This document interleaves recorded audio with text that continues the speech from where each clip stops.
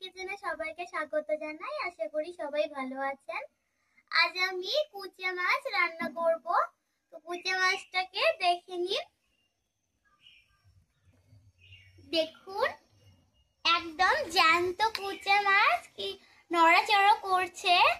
তো এটাকে এখন আমি কেটে নেব। আমি তো কাটতে পারবো না, এটা আমার ভয় করে।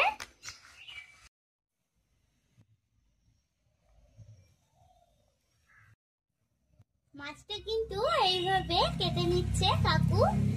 তো কাকুরা খাবে আজকে, যার জন্য কাকুই পরিষ্কার করে দিচ্ছে মাছটা। এইভাবে কিন্তু ছালটাকে ছাড়িয়ে নেওয়া হয়েছে, আর ছালটা কিন্তু খাওয়া যায় না এই মাছের। আর মাথাটাকে এখন বাদ দিয়ে দেব। এখন মাথা কিন্তু খাওয়া যায় না এই মাছের, মাথা আর ছালটা। মাছটা কেটে ধুয়ে নেওয়া হয়ে গেছে। এখন আমি মাছটাতে নুন হলুদ মেখে সামান্য একটু ভেজে নেব। অনেকেই তো এটা এমনিতেই রান্না করে, আমি একটু ভেজে নিই, যার জন্য কিন্তু স্বাদটা আমাকে আরো একটু স্বাদটা ভালো হয়। আপনারা যদি পছন্দ না করে থাকেন তাহলে কিন্তু আপনারা না ভেজেও এটা রান্না করতে পারেন। আমার মুখে ভেজে রান্না করলেই বেশি ভালো লাগে। তেলটাকে ভালো করে আমি গরম করে নিয়েছি। এখন আমি মাছগুলোকে ভেজে নেব। মাছগুলো কিন্তু খুব বেশি ভাজা যাবে না, এই মাছগুলো খুব বেশি ভাজলে এর স্বাদটা নষ্ট হয়ে যায়। উল্টে দিয়ে ভেজে নেব। দেখুন সাইজগুলো কত বড় বড় মাছগুলো। এই মাছগুলো কিন্তু যত বড় হবে তত কিন্তু খেতে টেস্টি হয়। সামান্য ভাজা কিন্তু হয়ে গেছে, নামিয়ে নেব। এইভাবে আমি সব মাছগুলোকে ভেজে নেব। এই তেলে এখন আমি রান্নাটা করব। এখন প্রথমে আমি তেলে দিচ্ছি আদা রসুন বাটা, আদা বাটা।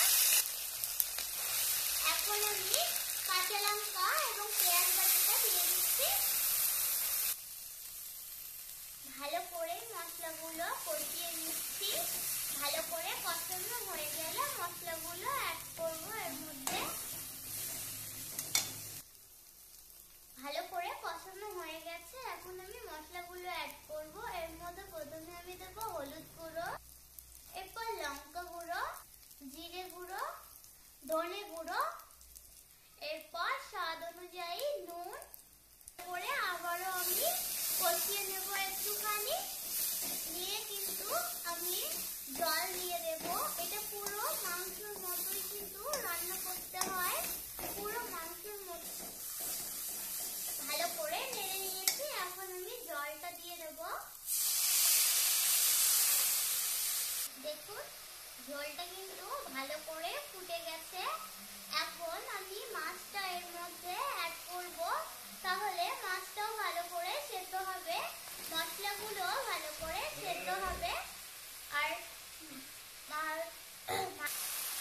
দেখুন মশলাটা এবং মাছটা কিন্তু ভালো করে সেদ্ধ হয়ে গেছে, আর জলটা কিন্তু কমে গেছে। আমি ভালো করে কষিয়ে নিলাম।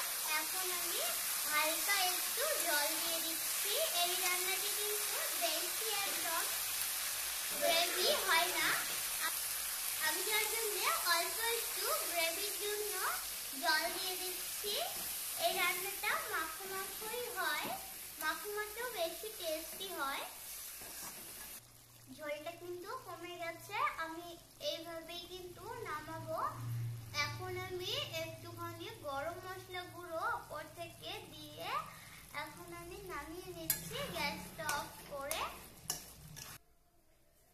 এই যে রান্নাটা কিন্তু কমপ্লিট। দেখে নি এটা কিরকম দেখতে লাগছে।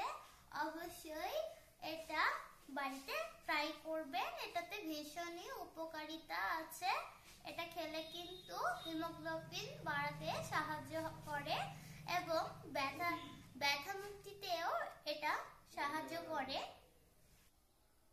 আজকের রেসিপি ভালো লাগলে অবশ্যই একটা লাইক